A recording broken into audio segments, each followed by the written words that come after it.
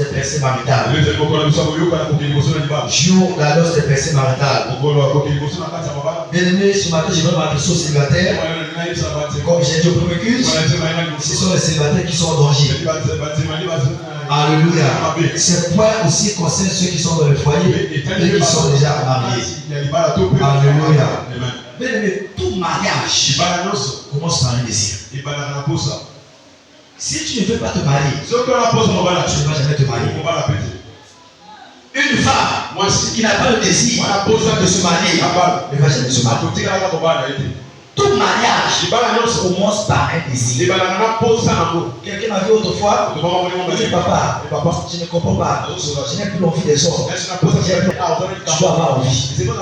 Tout être humain, c'est un besoin naturel. Tout mariage commence par un désir. Si tu penses que tu ne pourras pas te marier, la condition dans laquelle Dieu te plaît, mais si tu penses que dans cette condition, je peux payer un chemin, je vais te marier, tu vas le créer pour toi. Le mariage commence avec le désir. Et quand nous parlons du mariage, nous ne parlons pas de celui qui prend une femme qui met dans sa maison. Quand nous parlons du mariage, la Bible est claire que le mariage soit honoré de tous, devant les parents, devant les autorités politiques et devant les autorités religieuses. C'est là où le mariage est honoré.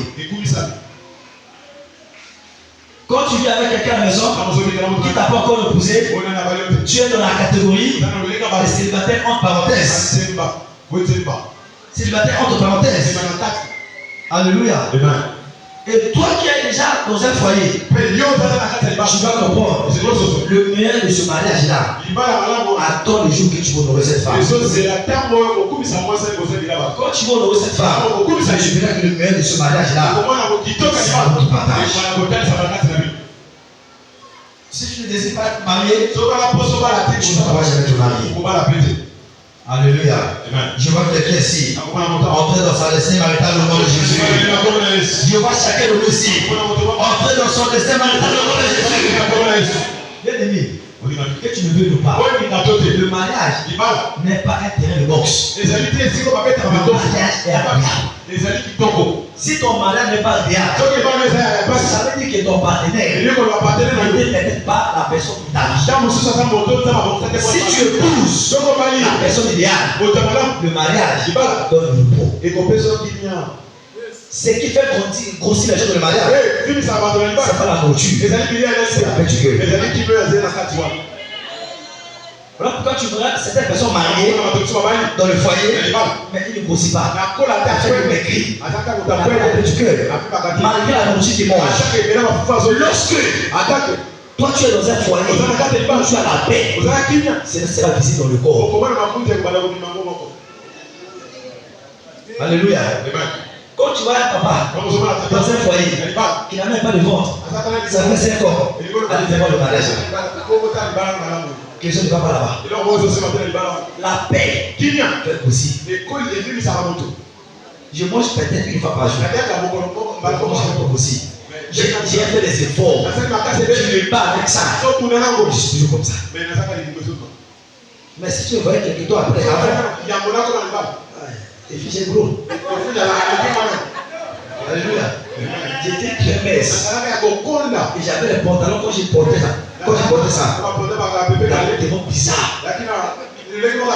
Alléluia. C'était mon habit. J'étais célibataire. La personne qui me parlait. Je portais ce que je veux. Je dormais comme je voulais. Alléluia. C'est pourquoi si tu es heureux dans le célibat, on va te délivrer. Il y a des gens qui sont confortables dans le célibat. Être célibataire, c'est bien. Tu manges comme tu veux. Tu dors comme tu veux. Tu touches celui comme tu veux. On va te délivrer au nom de Jésus. Le mariage est agréable. Alléluia. Je prie pour quelqu'un. Tu ne vas pas épouser une mauvaise personne au nom de Jésus. Ce qui rend le mariage amer, c'est le partenaire. Il y a des partenaires dans le mariage. Ils sont comme les comment je peux qualifier ça? comme les balles dans l'âme. Comme si ça va nous tuer. Ce qui rend le mariage amer, c'est la personne qu'on a épousée. Si tu épouses une mauvaise personne, crois-moi, ton mariage sera de l'enfer. Si tu as déjà épousé une mauvaise personne, tu n'es plus obligé de divorcer. Que la personne change. Alléluia. Il ne faut pas divorcer pour le changement de ton partenaire. Le mariage est agréable. Le mariage est agréable. Il y a des bénédictions que tu ne vas jamais toucher dans ta vie si tu n'es pas encore marié. Quand vous partez quelque part, dans les réunions des responsables, quand tu n'es pas marié, tu as un autre traitement. Quand tu es marié, tu as un autre traitement. Au Nigeria, il y a une loi qui dit tu ne peux pas diriger comme DG d'une compagnie sur le mariage. Même si c'est externe, c'est une loi. Sans pourtant que tu te maries, il y a des postes que tu ne peux pas occuper dans la vie. Le mariage est donc quelqu'un responsable. C'est vraiment responsable. Quand tu n'es pas marié là, tu es responsable. Quand tu vas faire les fils, parce à qui le respect? Alléluia. Qui le respect? Quand on a fait fils, avant que quelqu'un l'envoie, fait fils. Mais le jour qui va se marier, tu ne peux plus envoyer. Tous ceux qui sont mariés là, tu vas envoyer. Vous lui communiquer l'option. Qui est célibataire dans le souci? Il ne peut pas se marier. J'ai dit au premier culte, tous ceux qui sont derrière, si cette année tu te maries, tu peux faire des choses à cette année, on dit le chef. Je vais pas donner médecin. Si tu n'es pas encore pris la commence. Alléluia. Quelqu'un de nom de Jésus. Ton mariage sera agréable au nom de Jésus. Ton mariage sera paisible au nom de Jésus. J'ai pris ce matin, tout foyer en crise. Sous le son de ma voix, je sois la paix au nom de Jésus. Rapidement, quelles sont les causes du retard marital? Quelles sont les causes du retard marital? On a vu 3 causes au premier culte. On va continuer avec les 3 causes au deuxième culte. Quelles sont les causes du retard marital? Quatrièmement, la 4e cause qui fait que les gens ne se marient pas tôt dans la vie, le manque du service authentique. Le manque du service authentique. Le lieu du service, c'est un lieu de réponse et un lieu de récompense. Zacharie chapitre 1, le verset 8. Zacharie chapitre 1, le verset 8. Zacharie chapitre 1, le verset 8. Sur un cheval roux et se promenait parmi les livres dans un lieu ombragé. Il y avait derrière lui des chevaux roux. Quand tu marches à la fin, tu veux que la personne avait rencontré sa destinée maritale sur la plateforme du service. C'est Dieu. Tu auras un partenaire de mariage. Quand tu évangélises, tu ne sais pas. La personne que tu évangélises, c'est la personne qui sert ton mari. Aujourd'hui, on a beaucoup de témoignages. J'ai reçu un témoignage ce matin. Il y a une sœur qui a évangélisé un frère. Le frère était déjà un chrétien. Mais en lui évangélisant, Dieu a dit à ce frère-là, c'est la femme de ta vie. Et le frère a suivi la sœur à l'église. Après, il est venu voir le pasteur. Aujourd'hui, ils sont douloureusement malades. Imagine que la sœur là a été évangélisée le frère là. C'est Dieu. Matthieu 6, 33. Cherche d'abord le royaume des cieux et la justice de Dieu, et toutes ces choses te seront ajoutées par-dessus. Pour le mariage. Sers Dieu. Sois dans un département. Ne sers pas Dieu avec la mentalité des matures. La plupart de ceux qui sont à l'accueil, c'est pourquoi ils ne se marient pas. C'est Dieu à l'accueil. Parlez dans la chorale. Quand tu es monté pour chanter, et il ne connaît pas chanter, et tu le micro comme c'est les poussées. Tu peux montrer quoi aux gens. Le mari ne viendra pas dans ces choses-là. Le mari vient lorsque ton cœur est connecté à Dieu. Tu sais le Dieu à l'accueil. Tu sais que ton caractère, le caractère va compliqué. Un jour, il y a quelqu'un qui est venu à l'église. Un païen. Un païen uniforme. Il est venu à l'église. Il dit, je viens à l'église pour avoir une bonne femme que je veux épouser. Il avait l'argent. Et ensuite, il fait une sœur. Elle fumait des cigarettes. Elle s'est dit aussi que j'ai à l'église pour avoir un bon mari qui craint Dieu. Et arrivé à l'église, regarde ce que Dieu fait. Le frère est parti proposer la sœur au mariage. La sœur était à l'accueil. Si elle te reçoit, tu as envie de la réparer. Restez calme. Avec attention. Après le mariage, le premier jour à la maison, l'homme est sorti avec une bouteille de bière. La femme est sortie avec la cigarette. Hey! Quand tu dis comme ça, pourquoi l'église? Ne sois pas hypocrite. Ne fais pas semblant de département. Comme si tu es une bonne sœur. Quand vous faites la cause, si le frère te prend de dans la maison, tu sais quoi? C'est que nous là, c'est nous. Il va le porter. Si tu fais semblant là, tu peux amener un homme en alcool. Il va se comporter bien. C'est pourquoi ne fais pas seulement dans les services. C'est Dieu avec ton cœur. Alléluia. C'est Dieu avec ton cœur. Ne vais pas servir Dieu pour impressionner les hommes. La plupart de ceux qui sont à l'accueil, c'est pas Dieu qui les a dit d'aller à l'accueil. Elle est partie pour se faire voir. C'est pas Dieu. Est-ce que vous savez, si Dieu ne te dit pas d'être dans ce département, je ne serais pas venu dans ce département. Tu m'avais dit qu'il va à la sécurité. J'ai intégré le département.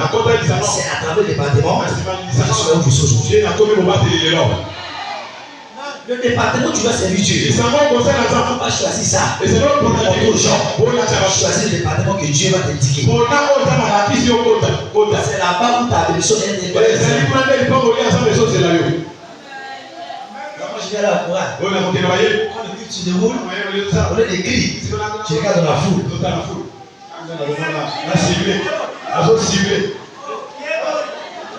On va se tâter les derniers. Tu vas mourir célibataire. J'avais une soeur à l'église ici. Dans une localité où j'étais, elle était à la chorale. Elle, son travail, c'est localiser ceux qui viennent pour la première fois. Un jour, on a invité un monsieur qui est dans l'église. Après le culte, elle est partie voir le monsieur. Elle a écrit son numéro sur un papier. Elle est partie voir le monsieur. Elle a salué le monsieur. Elle a appelé le papier. Elle a compris. Quand j'étais parti, elle a vu le numéro. Elle dit appelle-moi. Le monsieur a quitté l'église ce jour-là. Moi, je suis venu pour prier. Et toi, tu commences à traquer les frères. Et les soeurs ici, tu cherches les frères toi-même. Tu ne peux pas te marier avec ça. Tu peux te marier avec ça. Non, parce que le mari ne vient pas. Mais s'il ne vient pas, c'est que tu n'es pas appelé pour ça.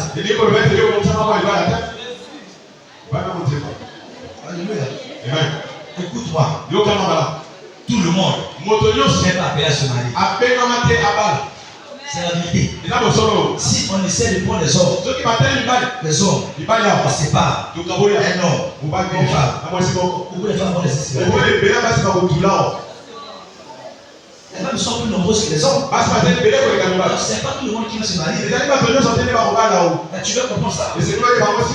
Le mariage n'est pas pour tout le monde. Mais pour toi, ça sera un cas différent au nom de Jésus. Ton cas sera différent au nom de Jésus. Cinquièmement, la cinquième cause du retard marital, le manque de la vision. Le manque de la vision. Le manque de la vision. Genèse 13, verset 15. Genèse 13 au verset 15. Le manque de la vision. Car tout le pays que tu vois, je le donnerai à toi et à ta postérité pour toujours. Abraham, verset 14, que vois-tu? Tout lieu que tu vois, je te donne cela et je donne cela pour toujours. La raison pour laquelle beaucoup de jeunes sœurs ne sont pas toujours mariées, parce qu'aujourd'hui, elle n'a même pas la vision de sa propre vie. Elle ne sait même pas quel genre d'homme qu'elle doit épouser. Pareil pour les hommes. Les hommes ne savent pas quel genre de femme tu dois épouser. Il y a des sœurs à l'église, à Richard. Si tu épouses en tant que pasteur, elle a tout ton ministère. Une femme qui a un taux de sexe, c'est un pasteur. Ça fait 4 jours que je n'ai pas donné avec ma femme. Je vais parler de sa chambre. J'ai parlé dans sa chambre.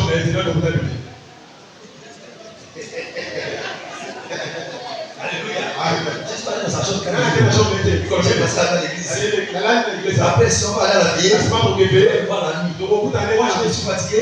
Je m'allonge là. Je me lève demain. La semaine commence. C'est pas toutes les femmes qui sont appelées à être femmes de pasteur. C'est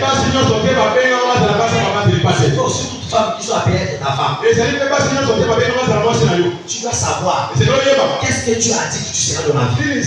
En fonction de la vision de Dieu, tu sauras quel type de femme épouser. Quand je voulais épouser une femme, je savais quel type de femme il fallait.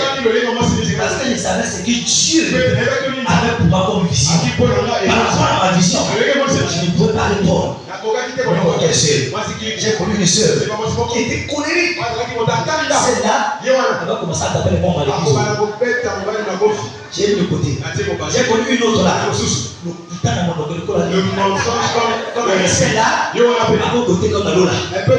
J'ai mis de côté. C'est ce que je cherchais.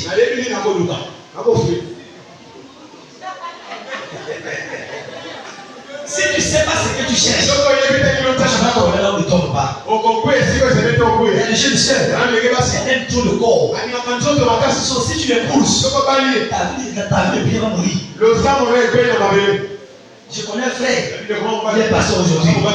Quand il est poussé la femme, il est venu me voir. Il dit frère, je n'arrive pas à comprendre. Depuis que je me suis marié, je n'arrive pas à payer. C'est le corps. Le corps là. Et sa femme. Je connais des ceintures. On était bien avec elle. Elle connaît bien la chair. Quand le frère est là, le frère veut aller payer. Il va venir d'abord. Il ne prie plus. Jusqu'à ce qu'il est venu me voir. J'ai rigolé. C'est ma femme. Elle fait un zélé. Il dit après la femme qui n'était pas souveraine de sa femme. Si tu as la vision d'être pasteur, tu peux devenir pasteur. Pour soulever une femme qui aime le corps. En quelque chose que vous dites moi.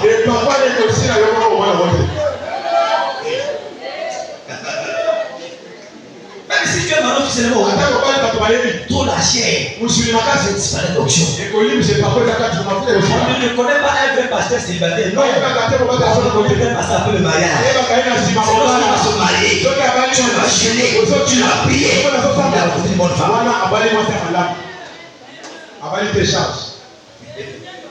Sinon, dès que tu m'épouses, tu veux gêner. Moi, je vais aller faire un peu de shopping. Accompagne-moi.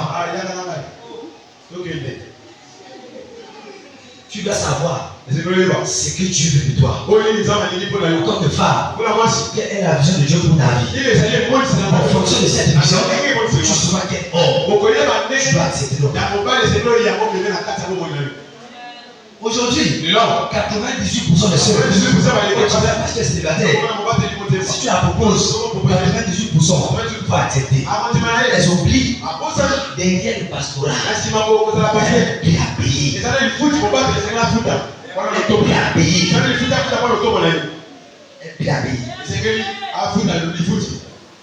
Et le moment où ma femme dort, elle a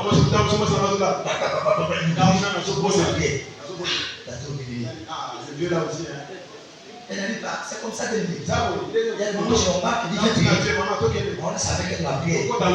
Jusqu'à ma première chose du matin.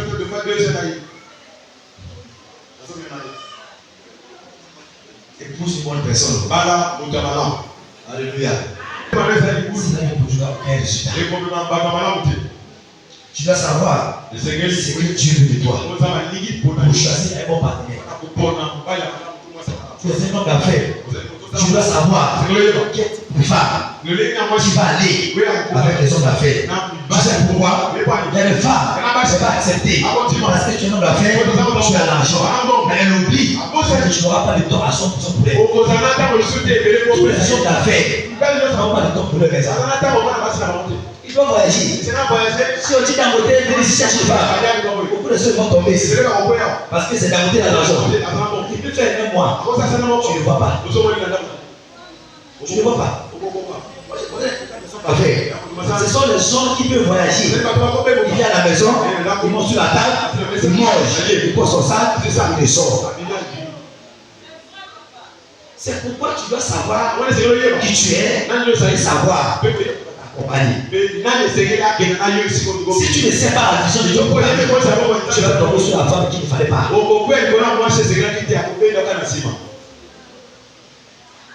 Deux choses. Quand tu te maries, ou soit tu avances, ou soit ça ne sera pas ton cas au nom de Jésus. Ça ne sera pas ton cas au nom de Jésus. Troisièmement, pour finir, donc sixième point, la sixième cause du retard dans le mariage, ce sont les bagages émotionnels du passé. Les bagages émotionnels du passé. J'ai prêché ce message en septembre 2023. J'ai eu un couple qui est venu me voir. Il m'a expliqué le problème. C'était une situation terrible. Les bagages émotionnels du passé. Philippiens chapitre 3, le verset 13. Philippiens chapitre 3, le verset 13. Philippiens chapitre 3, au verset 13. Philippiens chapitre 3, 13. Frère, je ne pense pas l'avoir saisi. Mais je fais une chose. Oublions ce qui est en arrière et me portons vers ce qui est en avant. Je ne pense sur ce qui est en avant. Les bagages émotionnels du passé peuvent te retarder pendant longtemps. Tu as eu une relation avec un homme, avec une femme. Tu as eu une déception. Et cela t'a donné la rage. Cela t'a révolté. À cause de ça, tu regardes un autre homme, tu prends la colère. Tu restes dans cette relation.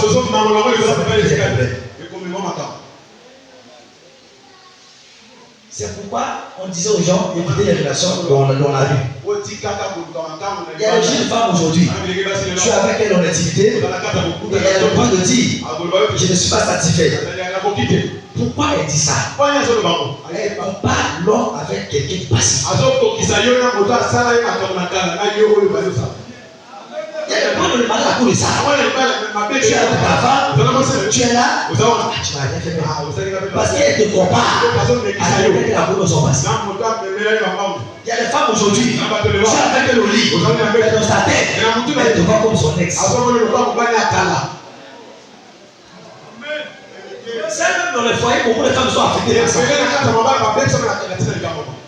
Tu es avec elle, au lieu de se projeter dans la relation, elle pense à son mari du passé. Si c'était Albert.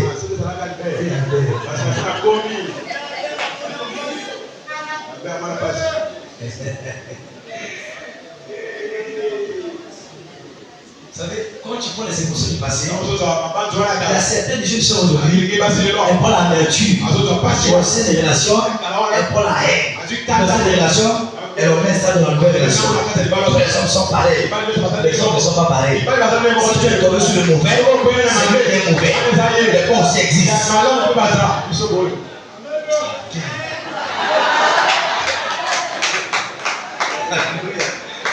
Les deux existent. de ces bagages émotionnels du passé, tu vois un homme dit, je ne vais plus épouser une femme. Les femmes sont pareilles.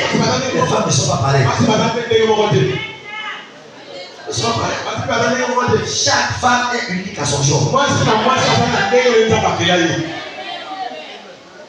Si tu as eu la déception dans le passé, cet homme qui est parti chercher ça. Oublie ça. Passe à ton avenir. J'ai ça. En 2023, il y a quelqu'un qui vient me voir avec sa fiancée. Pasteur, c'est chaud. Qu'est-ce qui te choque? Papa, c'est comme entendu là. Moi, ça me pousse de me séparer d'elle. Je dis, frère, moi, j'accepte pas ça. Parce que toi, la soeur là, tu vas te séparer d'elle. Tu vas l'épouser. Tu vas l'épouser par force. Si tu viens chez moi avec une fiancée, son pasteur, ça fait une année, 2 ans, 3 ans qu'on est avec elle. Après notre pasteur, ça n'a pas marché, je vais me séparer d'elle. Moi, j'ai pris contre toi. Ça te fait rire, hein? Moi, j'ai pris contre toi. Parce que pendant 3 ans là, elle pouvait avoir quelqu'un sur ma vie. Écoute-moi. Si tu es cette femme ici, tu as vu une relation avec une soeur, tu l'avais déçue, elle est restée célibataire avant de te marier. Prie d'abord Dieu qu'elle se marie avant toi. C'est pour que tu aies la paix. Comment? La femme a la capacité de détruire ta vie. Tu dois prier beaucoup qu'elle se marie avant toi-même. Il y a des gens, tu as vu le passé, tu es toujours attaché à ton passé. Tu penses à ton passé. Ce que j'avais fait avec Albert, avec François, avec celui-ci. Alléluia. À cause de ça, ces émotions te raccompagnent dans la nouvelle relation. Et du coup, ça devient comme ça. Il y a des hommes aujourd'hui, il y a des femmes aujourd'hui qui comparent leurs femmes avec les femmes qu'ils ont connues dans la rue. Moi, c'est pas une je connaissais une fille là, c'est de pro. On m'a donné cette message. C'est le passé. Si tu n'oublies pas ça, ça peut détruire ton mariage. Pareillement avec les femmes. Si tu n'oublies pas la relation du passé, ça peut détruire ton mariage. Oublie ça. Ne comparez jamais votre mari qui vous a épousé. Elle a fortuné. Dans la